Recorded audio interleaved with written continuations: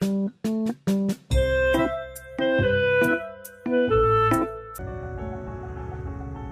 to another reading brought to you by Stories Galore. This book is titled An Apple for Harriet Tubman, written by Glennette Tilley Turner, pictures by Susan Keeter.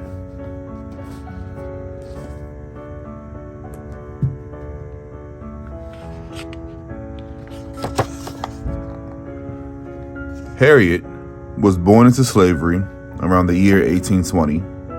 Her parents, Ben and Rit Ross, were enslaved on the Broadus plantation in Maryland.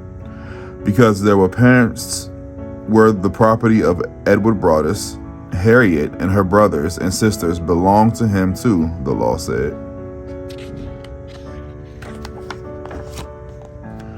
The slaves had a harder life. They chopped down trees, cleared swamps, tended the tobacco fields, and did all the other jobs on the Broadus plantation. The slaves didn't get paid and had to do everything their overseers told them to do. Even children had to work. When Harriet was only 7, Edward Broadus sent her to work for an unkind woman named Miss Susan. One of Harriet's jobs was to sit up all night taking care of Miss Susan's baby so her crying would not wake her mother. If the baby did cry, Miss Susan would whip Harriet. Later on, Harriet worked in the fields.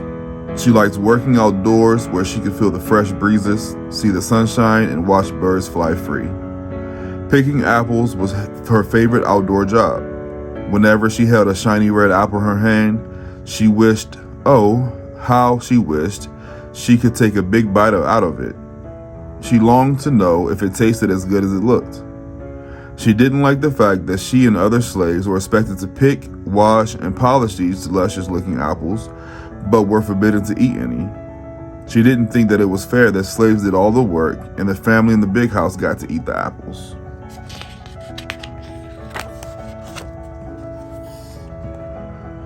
Each day, as Harriet picked and polished apples, she looked for the chance to crunch into one. One day, when the overseer was walking down the other end of the orchard, she thought, this is my chance.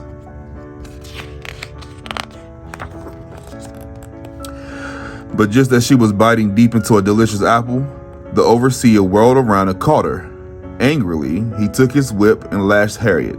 The whip tore through her clothing and into her flesh. It left scars that lasted the rest of her life. She couldn't fight back or do anything about it then, but she made herself a promise.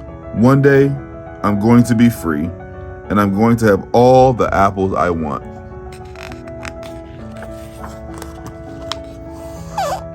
Years passed, and Harriet married a free man by the name of John Tubman.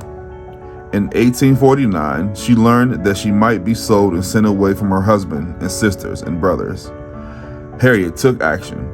She ran away from the Broadus plantation. She walked until she reached a safe house, a place where she knew members of the Underground Railroad would help her.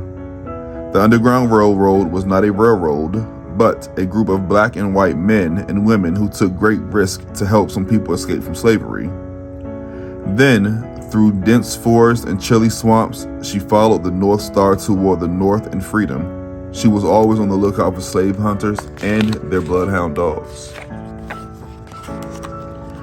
Later, Harriet was hidden in a farm wagon and taken to another safe house. Finally, she reached the Delaware Bay in the state of Delaware. A boatman helped her cross to the New Jersey shore. From there, she made her way to Philadelphia, Pennsylvania. Here in the North, she was free, just as she had promised herself that she would be.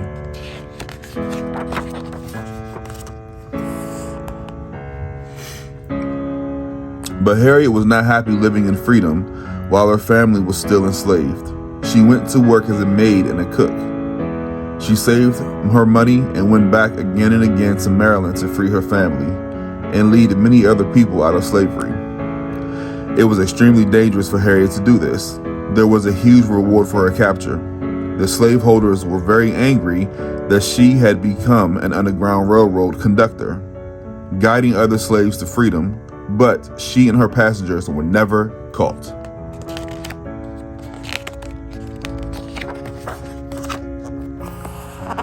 In 1869, Harriet bought a new house near Auburn, New York.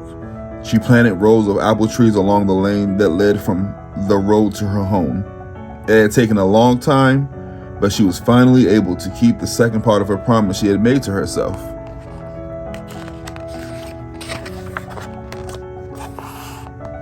Each fall, when the apples were ripe and ready for picking, Harriet Tubman had all the apples she could eat, and she invited the townspeople to come and fill their baskets.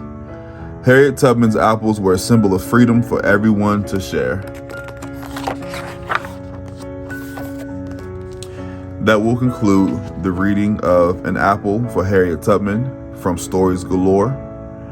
Please subscribe, like, and share. That way we can continue to read to you on a weekly basis. Thank you so much. Bye.